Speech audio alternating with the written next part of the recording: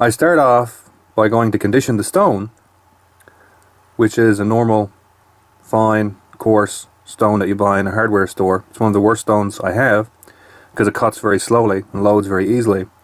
So I'm loading it with a 200 grit water stone. Then I realize I haven't distressed the edge on the knife yet, so I take the knife and I make two very light passes into the stone.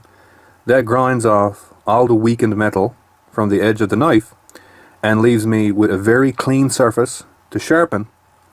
And as well, that reflection of light that I see is very important to let me know when I can move from shaping the edge to actually sharpening it.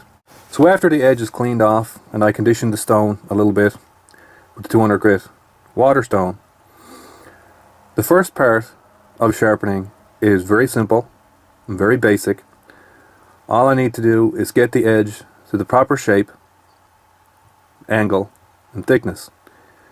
Now I've already reground this knife earlier, so it has the right angle and thickness for what I wanted to cut.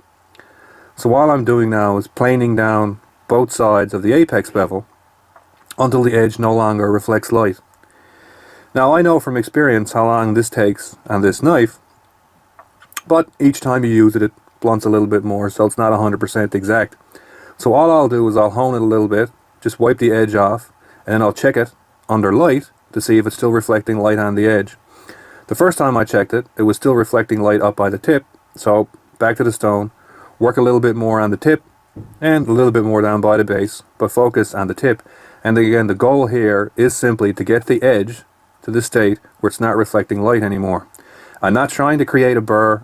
A burr is when you sharpen the knife so much you've caused the edge to essentially give up, collapse, it folds over. You've now created a long, great big strip of weakened metal on the edge that you got to get rid of. So you don't want to grind to a burr ever. I just want to get the knife where the edge is clean and an apex is formed. Now, once that's gone and the knife is no longer reflecting light off the edge, I just got to get the apex now refined. So I'll reduce the force a lot on the edge of the knife and essentially use very, very light strokes, alternating each side, and just work the apex of the bevel itself. And this is the only part that's actually sharpening the knife. The rest of it is essentially shaping. Now at this stage, the knife should easily be able to slice newsprint like it's not even there. And again, this is still with the finish from essentially a 200 grit water stone. It's very, very coarse, so it's extremely aggressive. But again, it should easily shave and it should slice newsprint like it's not even there.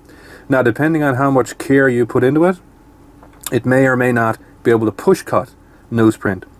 And you can see that this knife right here almost but not quite does a push on newsprint. I have to tilt the knife a little bit on a little bit of an angle, and this creates a bit of a slicing motion, and that allows it to make the cut. I try to run the knife on a perpendicular a couple of times, a true perpendicular, and it won't make the cut. So it needed a bit more refinement to get a true push cut. But you can see how easy it is to get to a decent level of sharpness. And again, this was with a cheap bench stone loaded with a 200 grit water stone, and that was essentially just to speed up the process. If I didn't use that 200 grit water stone, it would literally take 10 times as long on that bench stone because it cuts so slowly and loads so rapidly. So again, very quick video to show you just how easy it is to get a knife to a respectable level of sharpness